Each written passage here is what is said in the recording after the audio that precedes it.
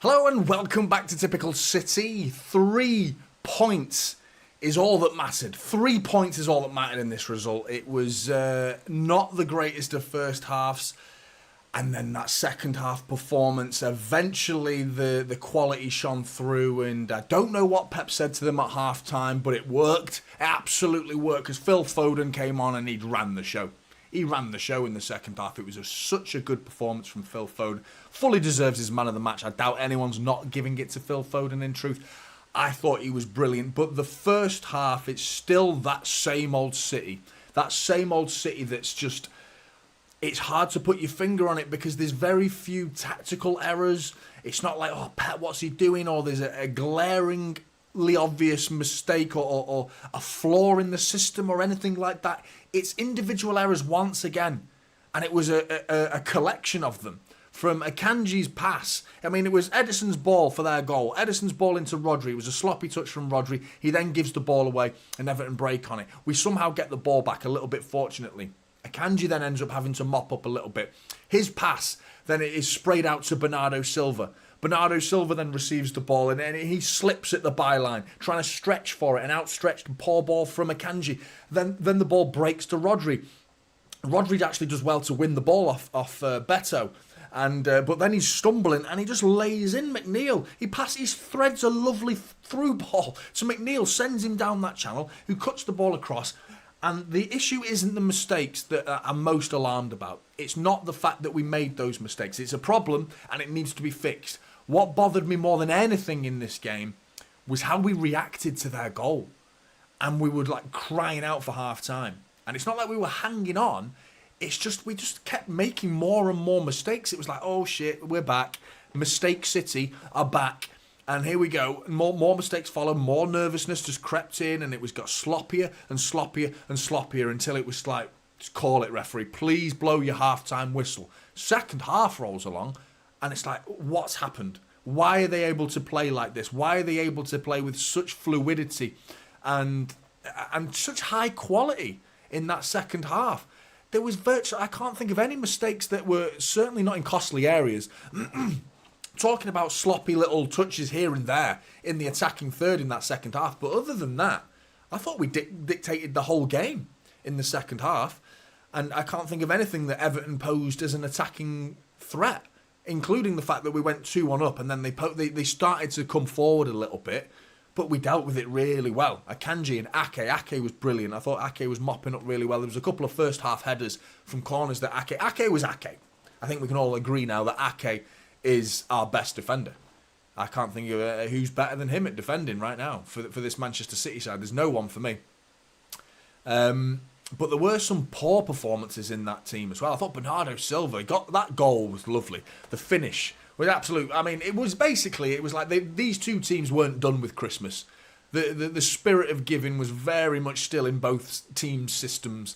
You know, both Everton and City have gifted each other opportunities in this game, and Pickford was just a calamitous error, an absolute howler from Jordan Pickford to give Bernardo Silva. And Bernardo Silva's performance was not good in this game, but that finish was brilliant because he had Branthwaite on, he was carrying him like a backpack, and on his back like that, and he was carrying him, and he still managed to dig it out and whip it over, get that height on it where defenders can't touch it. Unless it's coming straight onto their head, they can only handball it in that situation. Perfect from Bernardo Silva. Lovely finish from him. But other than that, Bernardo Silva was really, really sloppy. That first half in particular, I mean, he contributed to quite a few errors in that first half. He had that chance as well from the which he just ballooned over the bar. But what frustrated me is how a lot of the focus will be about that mistake that led to the Everton goal. But we can't forget that we should have made it about 2-0 before, maybe 3, before they scored, before they even had an opportunity to score. Because there was the Alvarez shot where he stabs it towards Pickford, and his save goes to Foden. Foden's shot's then blocked. All a goal-mouth scramble. A situation where there was a lovely move from Jack Grealish. It was a brilliant bit of play from Jack Grealish. Feeds it inside to Alvarez. Alvarez, first-time pass, pokes it around the corner and into the path of Nunes. Nunes is through on goal. He's got to strike that with power. He's got to drill it with his laces. He can't be scuffing it with his side foot there. He's got to have some power and purpose and belief in his own ability to find the back of the net in that scenario. We didn't sign Nunes for his goals, but he could have had a few already. And that was a sign of things to come, because there was a couple other chances. I think Jack Grealish had a chance, which he poked, which was like another, like a toe bung. That it was a really instinctual sort of attempt and very improvised finish from Jack Grealish. I like the idea. The rebound then comes to, I think, Bernardo Silva, whose touch was poor, and he balloons it over the bar. And there was so many opportunities in that first half before that we're talking about 6 chances, of which it was 3 moments that all three contained 2 chances within them, because it was always a rebound following on from the first attempt. After that, they score, and with what? I think when did they score? About the 25th minute, 20th minute, something along those lines. There was a large section of the first half still to go, and we just looked shell-shocked. We just looked terrified and scared and worried and feeling sorry for ourselves, and just a bit wet lettuce performance. It was that after that, and it was just a case of like getting at half time. Thankfully, Pep's worked his magic, because whatever he said at half time, he put Phil Foden. I mean, Phil Foden was central the whole game, and I think he was probably one of the few players that didn't make mistakes in the first half. And was looked okay in the first half, but the second half, he grabbed the game by the scruff of the neck and said, "I'm fucking winning this. I'm sick of games like this." We played worse tonight in that first half in particular than we did against Chelsea, than we did against Liverpool, than we did against Spurs, and we didn't win any of those games. Tonight, we've won a game that I felt like we didn't really. We did deserve to win. We nearly got a 4th. I think that would have been flattering. I think 3-1 is about right, because that second half was so dominant from Manchester City and so good, and such a good sign of there is still a good sense of belief within the squad. And they have obviously received words from Pep Guardiola and come away and thought, you know what, like, regardless. I was listening before I set this stream up. I had a quick listen to Phil Foden's post-match interview, and he said there's a reason we've got this badge, because they now got the FIFA Club World Cup Champions badge on their shirt, fully deserved. But he said it, and that I don't really hear. Phil Foden's usually quite reserved. He's quite he's not shy, but he's not quite strong with his words. He's certainly just like, he's a little bit shy, a little bit reserved. But he said there's a reason we've got this badge. And that was, for Phil Foden, that's big, powerful words. That's the words of a man who fucking means business. That's the words of a man who thinks that the belief is there. And the frustration was oozing out of him in that interview. And it was more of a case of just like, yes, I told you. And a little bit of relief and a lot of just, hopefully now, this is a stepping stone that we can go on and cross the Premier League pond and make sure we step on every single stone nice and steady, and get across the pond, win the Premier League, win this Premier League, because this is not done. Absolutely a million miles away from being done. Arsenal, they've got to fret it out tomorrow. Liverpool already got their points on the board. We're going to have to play the catch-up game for a couple more weeks throughout January, which is not the ideal scenario, in truth. You'd rather have the points on the board. But teams are scared of City in the second half of the season. They still talk about it. I don't think they have the fear factor on the pitch when they're playing against us, because I think oppositions in the first half, Everton, for example, I feel like the opposition are waiting for us now to make mistakes. And they smell blood. They can smell blood when they play against us. But there is still the underlying fear factor, the long-term fear factor that's taken 5 or 6 years of Pep Guardiola being around the block, and he's walked that block many, many times. And in the amount of times that he's walked that block, he's proved time and time again that in the second half of the season, Manchester City come good, and they come strong, and they hit harder in the second half of the season.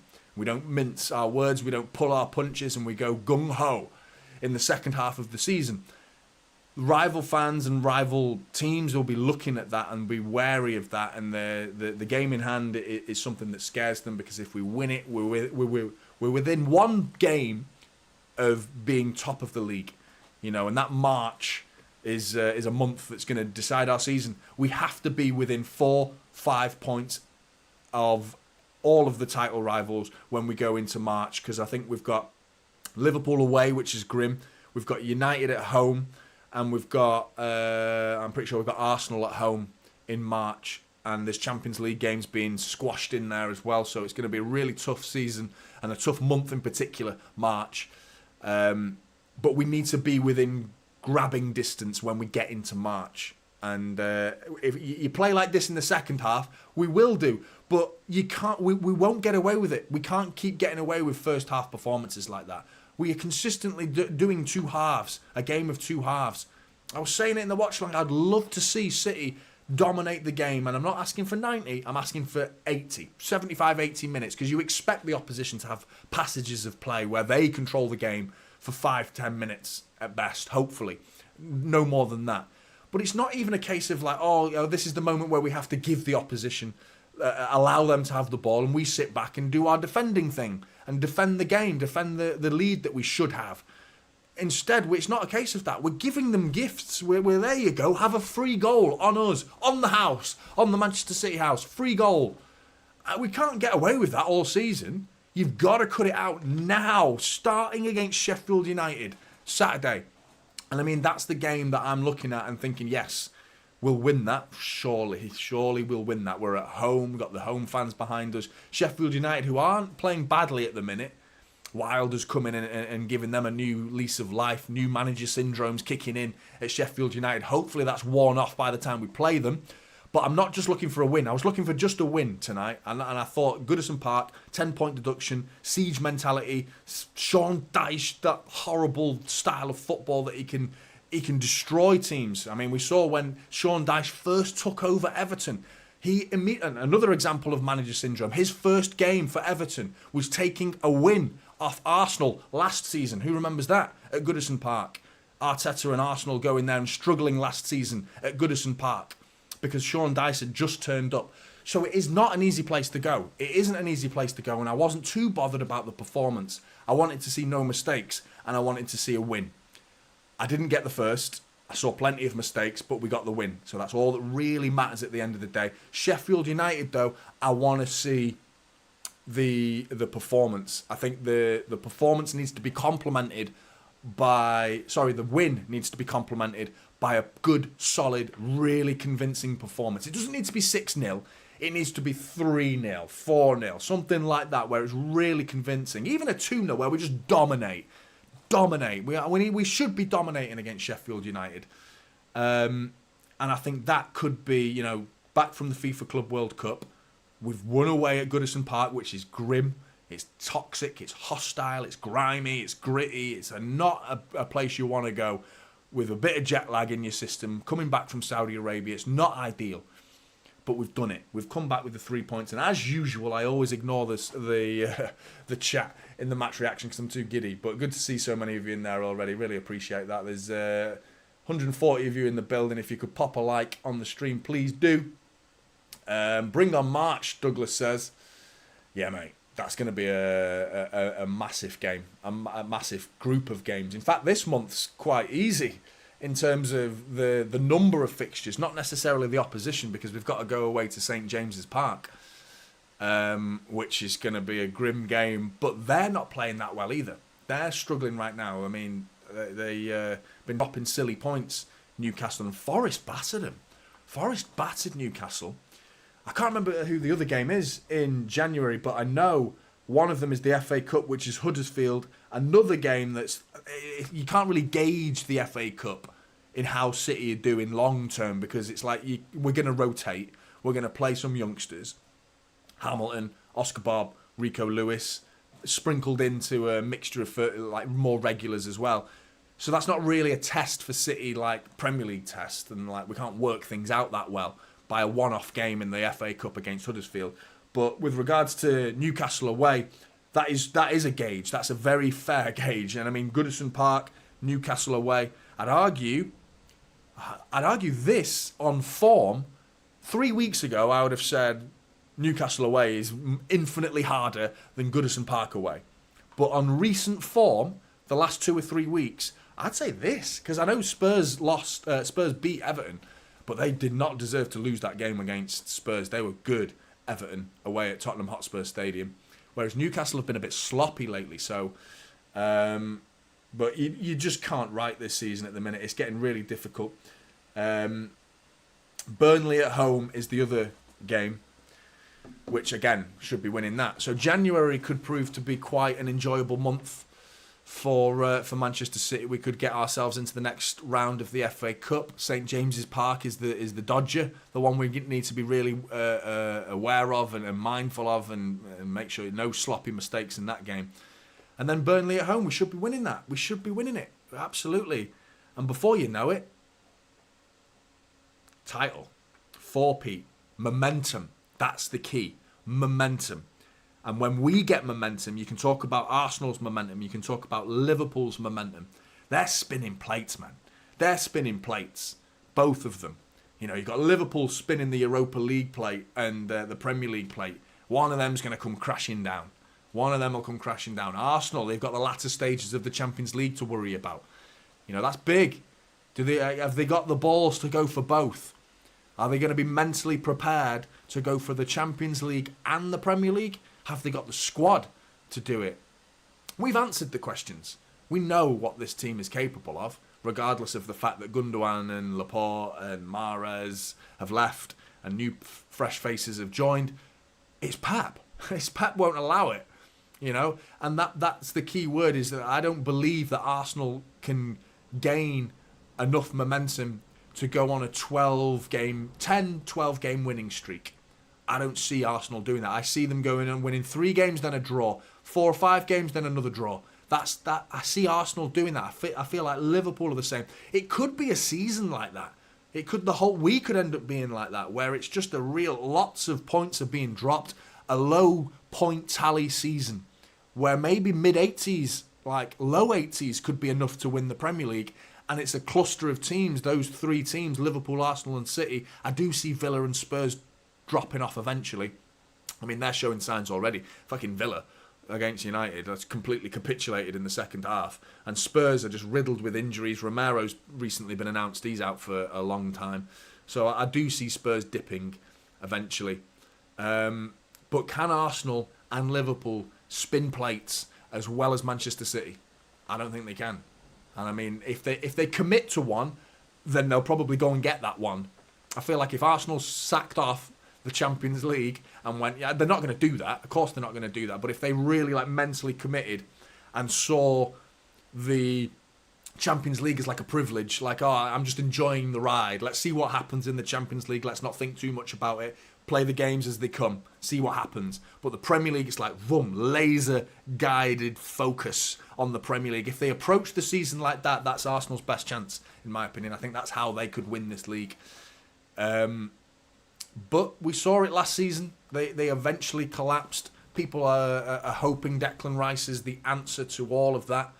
And I don't see other than Declan Rice, I don't see enough big changes from Arsenal to indicate that they won't have a little dip. Because they've not really had a dip yet, Arsenal. It's just been a bit like a little up and down season, but consistently on the up. They've not had that, you know, they fell apart, let's be honest, last season. They fell apart. They lost to Nottingham Forest away, and they lost at home 3-0 to Brighton. Do you know what I mean? They got panned eventually, Arsenal. They completely collapsed. So, will they do it again? I don't think they'll do it quite as badly, but I have a hunch that there's more points to be dropped. And now I think it could be a season of who drops the most more than who wins the most. It could be that sort of season, where it isn't the prettiest Premier League season, but more entertaining for the neutral, because there's going to be more horses at the race. But still, I don't know. I'm still unsure about this season, long term, and we haven't seen City get that momentum yet, where you know full well we can go on a 10-game winning streak. It might start right now. We've already got 3. That Red Diamonds, Fluminense, Everton. We go and beat Sheffield United 4 games in a row. Let's win that. Huddersfield 5 games in a row. I know they're different competitions, but still, you know, that starts the chain of events. The juggernaut the engine pistons start firing in Manchester City, and the rest of them can start panicking at that point, because that's when City start purring and they smell blood, and we'll start chomping away at the gap, and before you know it, we're looking down at everybody. Hopefully that can be the case. But we've got to cut out first half performances like this. We really have got to cut out first half performances, because we will get caught cold, and we won't always have second half performances to rectify these situations. You know, we can't afford to play like that in the first half and make those mistakes. It will cost us too much in the long run. But I don't think we've got away with it, because that's too critical, that's too harsh, and doesn't do justice to the second half performance, because the second half performance deserved the 3 points overall. But, you know, against better opposition, mistakes like that, you know, we won't be able to turn the game back round, you know, because they'll sit in deep and defend better, and they won't be given opportunities like Pickford just gifting us a third goal, you know.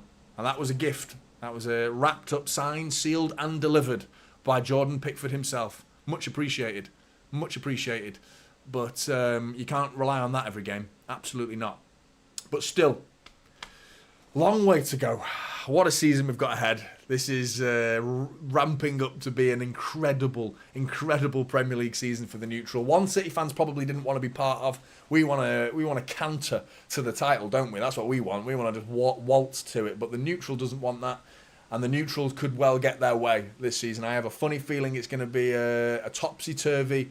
Twists and turns are going to continuously happen, so I don't think there's any writing off of anyone just yet.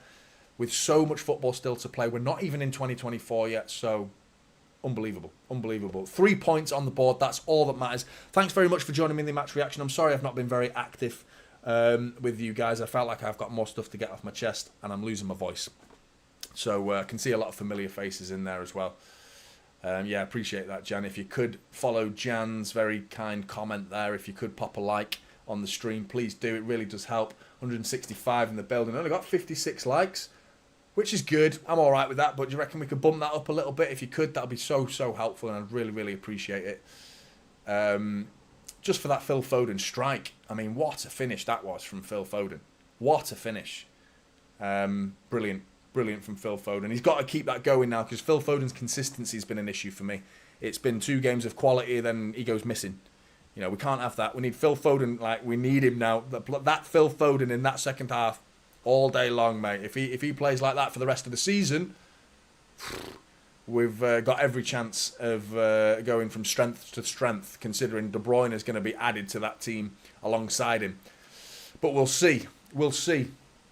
3 points, 3-1, Manchester City, Premier League title is still very much on, very much on. Thanks very much for joining me in the match reaction. And I'm doing the watch along on Saturday for Sheffield United, so come and join me for that. I've got the player ratings in the morning, which I'm looking forward to. There's going to be some up and down ratings in that one, because I've already made, well, I'll watch the game back and then I'll put the stats up as well and compare them to the stats. That's what I usually do. But there's some players that I'm not quite prepared to give very high scores for, but other players that did really, really well. Really, really well. But until the player ratings tomorrow, have a good night, and I'll see you in the next one.